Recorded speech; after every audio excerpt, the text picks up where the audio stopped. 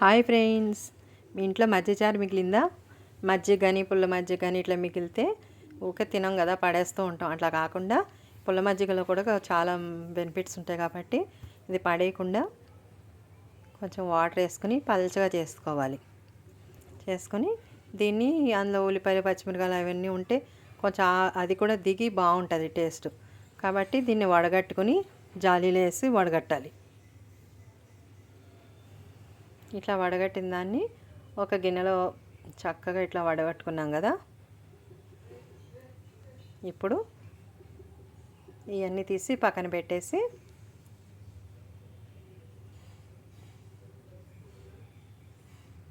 ఈ మజ్జిగాన్ని ఇట్లా మంచిగా ఇంకా ఇది 1.5 కప్పు అయ్యింది. అది మిక్సీ జార్లో వేసుకున్నాను నేను. 1.5 కప్పుకి 1 కప్పు రవ్వ పడుతుంది. అదే దొడ్డు రవ్వ, కర్నూలు రవ్వ అంటాం కదా, ఈ ఎర్ర రవ్వని 1 కప్పు వేసుకున్నా. 1.5 మజ్జిగ అయ్యింది.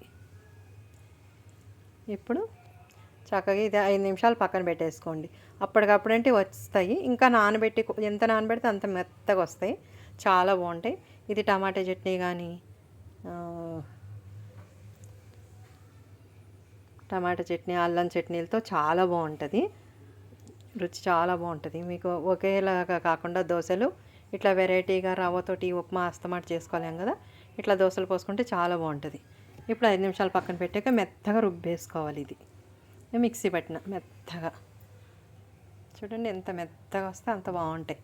ఇంత గట్టిగా ఉండకుండా దోశల పిండి ఎట్లా ఉంటుందో అట్లే జారుగా చేసుకోవాలి మనం.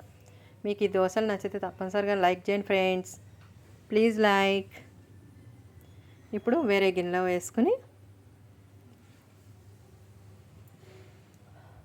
ఇందులో ఎలాగో ఉప్పు ఉంటుంది కాబట్టి చూసుకుని వేసుకోవాలి. కొద్దిగా ఉప్పు వేసిన నేను, ఆల్రెడీ మజ్జిగలో ఉప్పు ఉంటుంది కాబట్టి ఉప్పు కలిపేసుకుని స్టవ్ మీద ఒక దోశల పెంక పెట్టుకున్నాను, కాలింది. ఇప్పుడు ఒక్కొక్కటిగా దోశలు చక్కగా వేసుకుంటే చాలా బాగా వస్తాయి. ఇవి అసలు దోశలు కూడా అంటుకోవు, చక్కగా వస్తాయి. ఇక చూడండి ఎంత బాగా వస్తుందో. టేస్ట్ కూడా బాగుంటుంది. అల్లం చట్నీ, ఇట్లా మామిడికాయ చట్నీ ఏదున్నా సరే, టమాటా చట్నీ కూడా చాలా బాగుంటుంది. మీకు వీడియో నచ్చితే తప్పనిసరిగా లైక్ చేయండి ఫ్రెండ్, ప్లీజ్ లైక్ చేయండి, షేర్ చేయండి, సబ్స్క్రైబ్ చేయండి ఫ్రెండ్స్. అప్పటికప్పుడు ఏదైనా తినాలనిపిస్తే ఇట్లా చేయండి, చాలా బాగుంటుంది. నేను ఎన్నిసార్లు చెప్పినండి, మీకు కూడా నచ్చిద్ది అనుకుంటున్నాను. ఈ వీడియో చూసిన ప్రతి ఒక్కరూ తప్పనిసరిగా లైక్ చేయండి ఫ్రెండ్స్. చూసారా దోశలు ఎంత బాగున్నాయో? అస్తమాట ఒకే దోశ కాకుండా ఇట్లా వెరైటీగా తిందామని. ప్లీజ్ లైక్, దోశ నచ్చితే.